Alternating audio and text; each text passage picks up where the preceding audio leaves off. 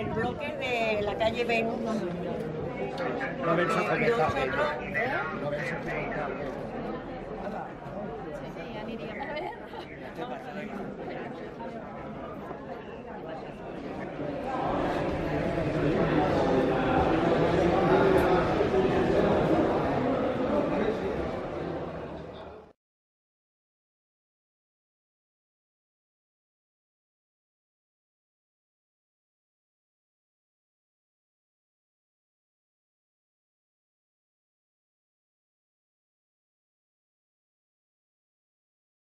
I és veritat,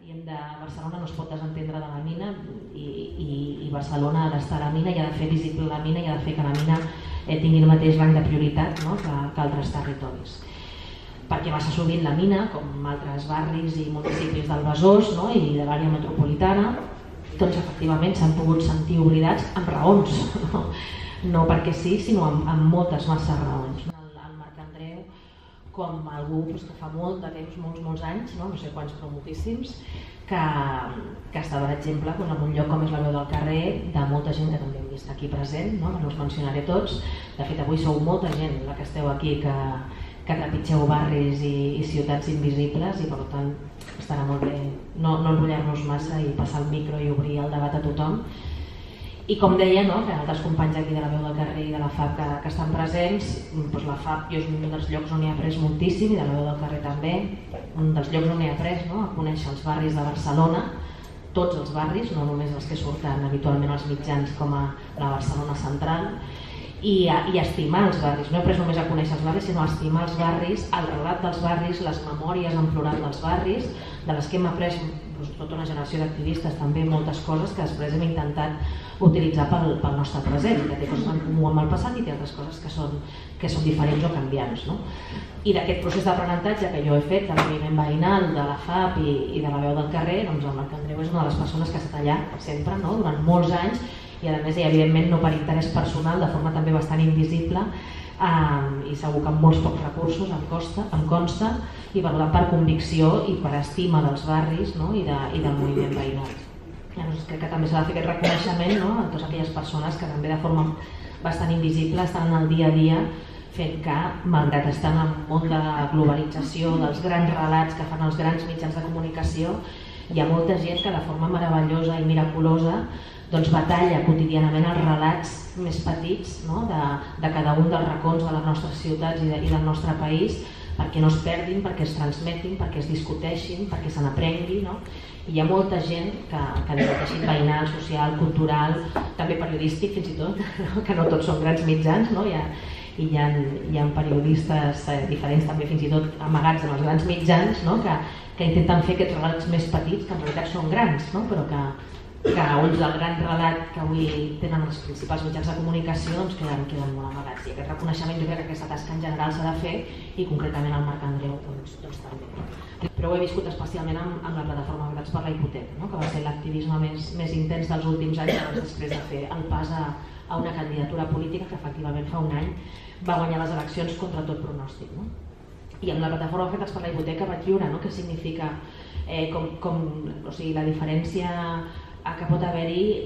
per canviar el rumb d'una vida, el fet de la visibilitat i la invisibilitat. I això, amb l'esclat de la crisi i de la bombolla immobiliària, afecta centenars de milers de persones treballadores que ho perden tot un dia per l'altre, i tot això passa en silenci. Passa en silenci sense que ningú parli. Fins que aquestes persones, amb una dificultat enorme, ens organitzem, comencem a fer-ho visible. I recordo quan finalment vam aconseguir fer-ho bastant visible, a base de picar molta pedra, perquè va costar molt. Després la plataforma Veritats per la Hipoteca s'ha convertit en un moviment conegut per tothom i de referència, però els primers anys van ser duríssims i costava molt amb les pròpies persones afectades, que precisament per la seva invisibilitat no se sentien ningú, ni se sentien mereixedores de ningú, ni pensaven que hi hagués esperança, i per tant algú que pensa que no té esperança és molt difícil que es mobilitzi. I per tant visibilitzar això, a més, en una societat del consum basada en la idea d'èxit personal, a més, la desigualtat, l'empobriment, tot això està molt estigmatitzat, i per tant convèncer algú que està en una situació tan dura que la visibilitzi no és fàcil, perquè hi ha una por a la vergonya, al que diran,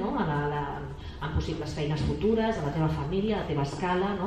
el fet que se sàpiga que ets un perdedor entre cometes amb aquesta societat tan dura que hem construït fins ara i que espero que comencem a canviar entre totes. Molt del que està passant ara també políticament i en el que representem una candidatura impulsada des de la ciutadania, com va ser en aquest cas Barcelona en Comú, però com han sigut moltes altres de diferent composició a altres municipis. I té molt a veure amb això, amb fer visibles els invisibles, que en realitat és la immensa majoria de la població, però que resulta que la immensa majoria de la població, que ja no són només els pobres, sinó que és la immensa majoria de la població, resulta que és invisible en el dia a dia i en el gran relat oficial de les coses, tant institucional com mediàtic. I aquest